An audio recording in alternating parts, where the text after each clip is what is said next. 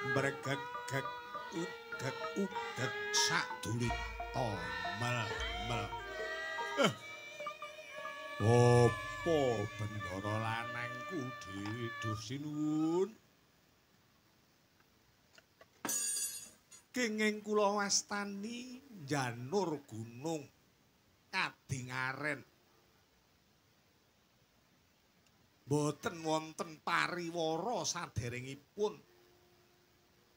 Paduka sinuwun Prabu Puntadewa kaliyan para kadang-kadangmu Pandhawa sami rawuh wonten griya kula ngriki. Sak rawuhmu kula ngaturaken sungkem bekti Gusti.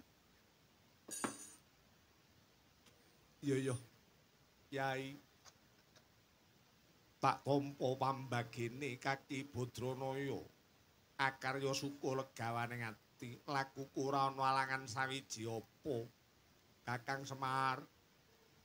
Wah pambagene Semar wis tak tampa lakuku kalis ing Sambikala. Iya Kakang tak tampa pambagene Kakang Badranaya agawe suka legawaning ati. Lakuku rahayu tan ana palang sadalan-dalan. Lakuku ora ana alangan sawiji apa Kakang, aku nang kula saha Sadewa. Lakuku uga kalis ing Sambikala.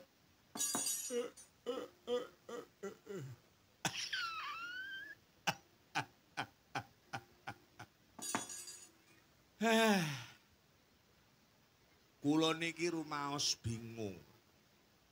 Yen kerawuhan priyayi luhur ngoten niku rumaos bingung.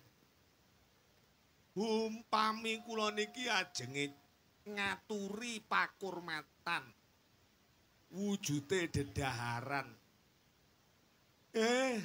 Dahar napa sing kula aturaken kaliyan Paduka?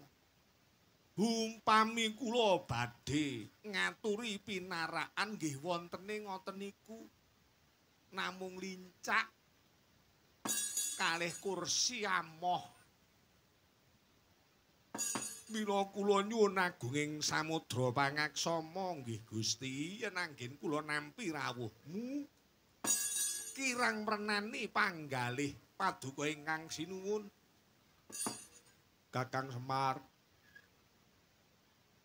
ora dadi sabab malah kepara ndadekake bungaing ati. Ya sabab saka nggone ingsun prapteng ana ing Karang Kembulutan tinampa kanthi lila legawaning ati. Umpami kula mboten nampi niku dasare napa? Merga ndika niku inggih pepundhen kula ya sesembahan kula. Sing nguripi rina wengi niku inggih Paduka.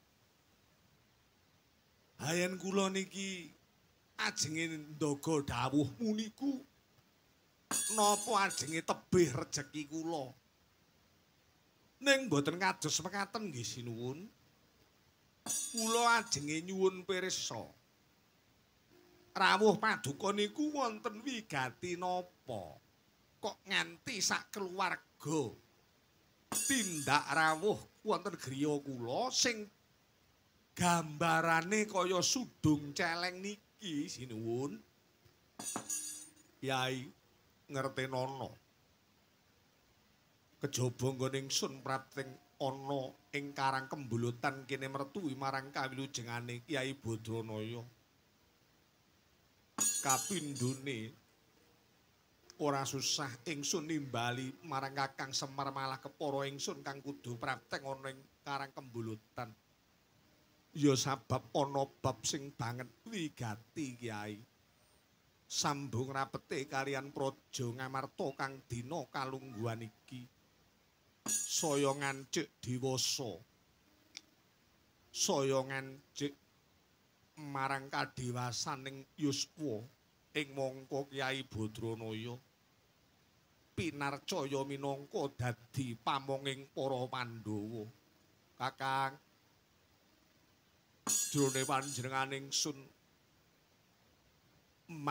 Maha sing asemun nyuwun mringarsaning Gusti mangsah semedi ing sanggar pamujan ingsun nampa sasmita yen ing dina kalungguhan iki Gusti kang akarya jagat bakal peparing kanugrahan wujuding wahyu kang diarani wahyu panca tunggal.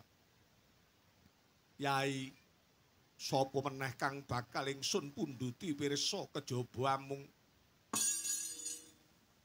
Kakang Badranaya sing minangka dadi pamonging para Pandhawa. Mula ning kene mbok menawa Kakang Badranaya minangka dadi pamong luwih ngerti saktenane apa kang diarani wahyu panca tunggal kuwi Kakang Badranaya.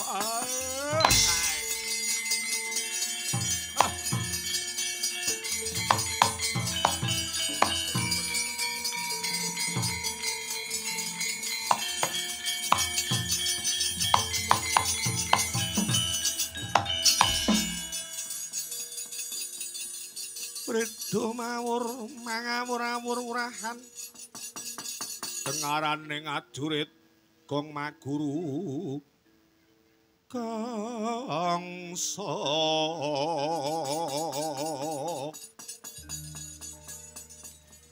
tetek katya botol lawar pangri ing Turanggesti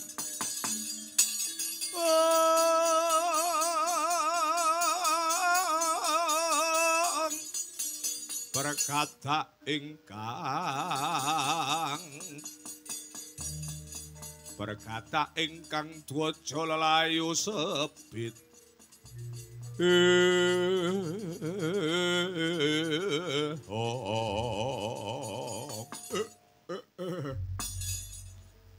bergagak ugek sadulita lae sinuwun bebasan kados sinambring gelap tuna tinubruk ing mong luput sasampunipun paduka paring dawuh kados mekaten anggen paduka nuding yen kula minangka dados pamong paduka niki ngeten nggih Gusti jumbuh kalian dawuh paduka ingkang kados mekaten kala wau estanipun nyonyok dhateng raos kula ketitik paduka ndawuhaken Semar ki minangka dadi pamong kudune luwih ngerti tinimbang sing dimong wonten ing riku saktenane tembung cambuk utawi mecut dhateng kula ing mangka senadyan kula niki pamong dereng mesti yen kula nampi sasmita kados paduka ingkang sinuwun Prabu Puntadewa. Kula niki nggih jejering titah, kula niki nggih jejering makhluk titahing Gusti ingkang taksih kebak ing kekirangan lan kalepatan. Mila Gusti dinten kalenggahan punika kula mboten isa mangsuli menapa ingkang dipun wastani wahyu katentreman inggih wahyu panca tunggal yen Kyai Badranaya ora bisa nuduhke apa to kang diarani wahyu panca tunggal banjur ingsun kudu nyuwun pirsa kaliyan sapa Kyai inggih kedahipun ngagengaken pasmeden ngagengaken anggenipun manembah nyaketaken diri wonten ngarsaning Gusti nyuwun adil kalian utusane Gusti kang ngakarya jagat mila niki enten dalan enten margi ora pepunden kula Pandhawa nggo sakniki paduka kula ajak minggah wonten Kahyangan Sunyaruri kula ajak minggah wonten Kahyangan Sunyaruri nyuwun adil wonten ngarsane pukulun Sang Hyang Wenang estunipun Wahyu Panca Tunggal menika menapa? Mila monggo sinuwun ampun inggih ringa-ringa. Kula aturi ngeningke cipta menepke rasa mang mlebu teng kuncung kula ngriki. Kula suwun adil wonten ngarsane yang menang Gusti. Nyat langening kalang yanada arepan kamuncar.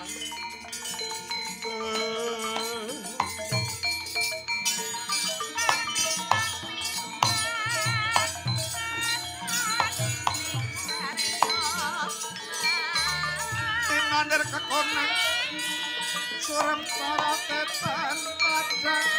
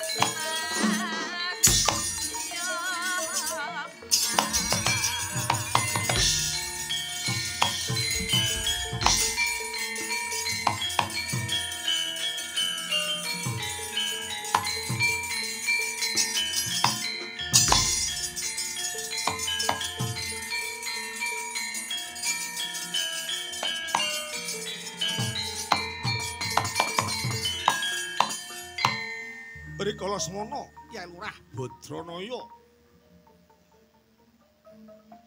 rumaos tanggel jawab kalian pakaryan kang minangka dadi pamong agung. Sigra ngeningke cipta komat kamit latine Ki Lurah Semar ya Ki Lurah Badranaya.